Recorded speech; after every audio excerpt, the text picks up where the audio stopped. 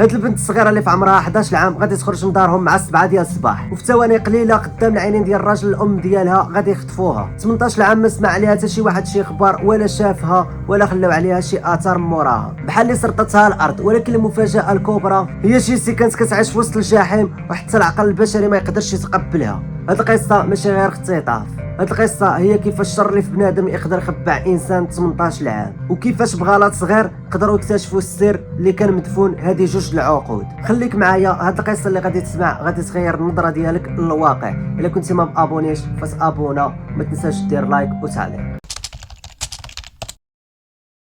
في 1990 هاد العائله ديال جيسي غادي يحاولوا يهربوا من المشاكل ويبدلوا الجو ويمشيو يعيشوا في واحد المدينه صغيره في كاليفورنيا. الام والاب كانوا كيقولوا فهنايا غادي نعيشوا مرتاحين من المشاكل ومن الصداع، وهنايا البنات ديالنا غادي يكونوا في امان.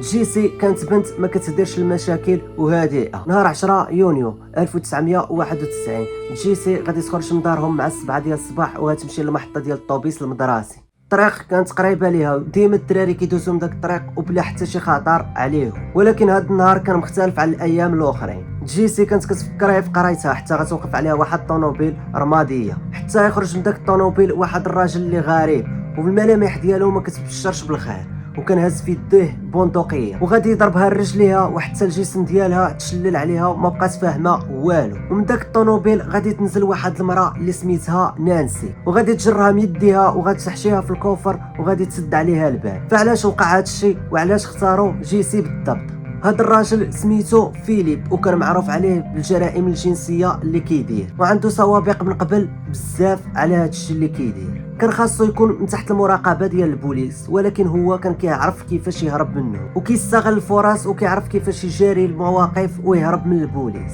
كان مده طويله هو كيخطط باش يخطف شي بنت اللي هي صغيره في العمر ويستغلها مدى الحياه. الراجل اللي مزوج بالام ديال جيسي كان شاف كل شيء بعينيه، حاول يتبع الطوموبيل ديال فيليب بالموتور ديالو، ولكن المجرم كان موجد راسو مزيان وحافظ الطريق مزيان وهرب من راجل امها في ثواني قليله. فهنا المدينه كلها تصدمات ملي عرفوا جيسي خطفوها، والناس ما كانوش كيتوقعوا هادشي اللي غيوقع ليها. جيسي غادي يلقاوها في واحد البلاصه اللي حتى شي واحد ما يقدر يتوقعها. كانت في واحد الحديقه مورا الدار ديال فيليب، وكان فيليب داير واحد الخيمه مرتبين دايرهم بحال شي متاهه باش حتى شي واحد ما يقدر يعرفها ولا يسمع حتى صوتها. من النهار الاول اللي تخطفات فيه فكانت عارفه راسها دخلت في الجاح. فيليب المجرم كان مريض نفسانيا وكان كيبغي يتحكم في كل شيء وكيستغلها كل نهار. مراتو نينسي اللي كان مفروض عليها كانها هي مراه تحن عليها كانت كتعاون راجلها وكانت كتسد الباب عليها وكتخبي الجرائم اللي كيدير. شنو هو السبب اللي خلى هاد العاده بيطول بزاف؟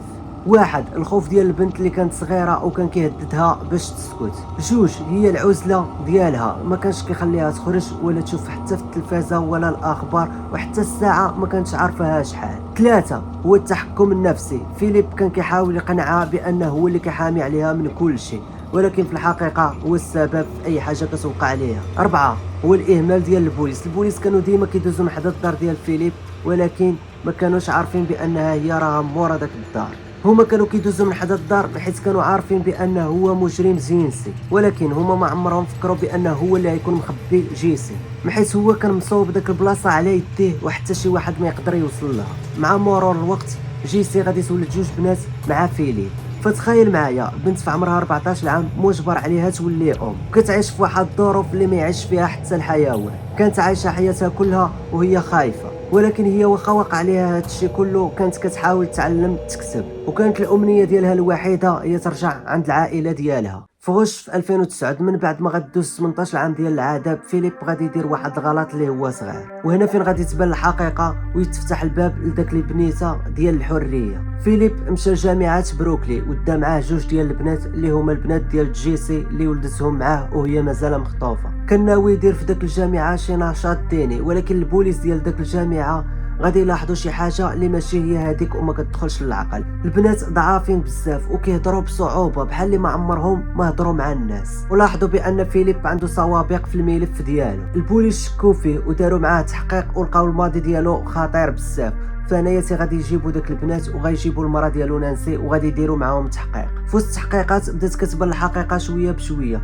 وحده من داك البنات غادي تقول واحد الهضره اللي غتخلي البوليس يزيد الشك ديالهم. فهنايا غيجيبوا حتى جيسي اللي كانت مخطوفه من قبل. فهنا عرفت راسها بانها عندها فرصه وحده اللي تقدر تخرج من هذا الجحيم هي وبناتها. فهنايا هي قدام البوليس ما ترداتش وغادي تقول لهم انا هي جيسي. فاش البوليس غادي يسمعوا هذا الاسم فغادي يتصدموا لان الاسم ديالها كان غابر هذه 18 عام. القضيه ديالها كانت تنسات وحتى الملف ديالها بقى مع الملفات القدام. ولكن هنايا فجيسي غادي ترجع لحياتها العاديه. 18 عام كلها ديال العذاب وعاش في الجحيم، ماشي نهار وماشي جوج، نص في حياتها مشى غير في العذاب. ولكن النهار اللي تلاقات مع الام ديالها كان واحد المشهد اللي هو مؤلم. كانت الفرحه والدموع والصدمه اللي وقع فيها واحد الامل اللي جديد. فانا المحكمه حكموا على فيليب ب50 عام ديال الحبس ومراته نانسي حكموا عليها ب36 عام ديال الحبس.